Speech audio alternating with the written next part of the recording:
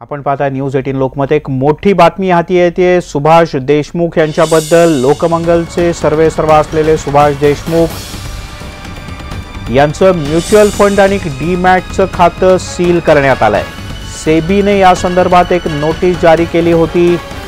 74 कोटी रुपयांच्या वसुलीसाठी आणि या वसुलीच्या अंतर्गत जी कारवाई केली त्यानुसार म्युच्युअल फंड आणि डीमॅटचं जे लोकमंगलचं खातं होतं ते सीलबंद करण्यात आला आहे।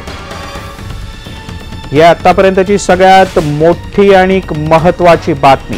राज्य सरकारमधले दिग्गज मंत्री, सोलापूरचे पालकमंत्री आणि लोकमंगल उद्योग समूहाचे सर्वेसर्वा तसंच राज्याचे सहकार आणि पणन अशी दोन महत्त्वाची खाती ज्यांच्याकडे आहेत ते सुभाष देशमुख गेल्या 6 महिन्यात आता तिसऱ्यांदा अडचणीत आले।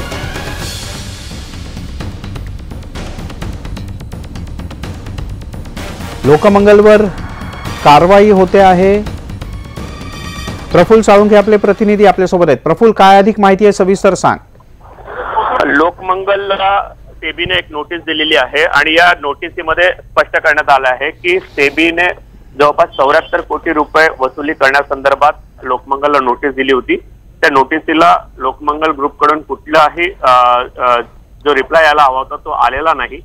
त्यामुळे सेबीने आज या लोकमंगलचे दोन्ही खाती जी आहेत ती गोठवली आहेत आणि जवळपास 74 कोटी रुपये वसुली संदर्भातली ही नोटीस आहे आणि 74 कोटी वसुली करण्यासंदर्भात त्यांच्या डीमॅट अकाउंट असेल ते अकाउंट पूर्णपणे गोठवण्यात आलेलं आहे। यानुसार कुठलेही व्यवहार जे आहेत ते या लोकमंगलला आता करता येणार नाही आहे आणि एक मोठी कारवाई जी आहे ती सेबीने या ठिकाणी केली आहे आणि मोठा धक्का मंत्री, कॅबिनेट मंत्री सुभाष देशमुखांना या ठिकाणी बसताना दिसला।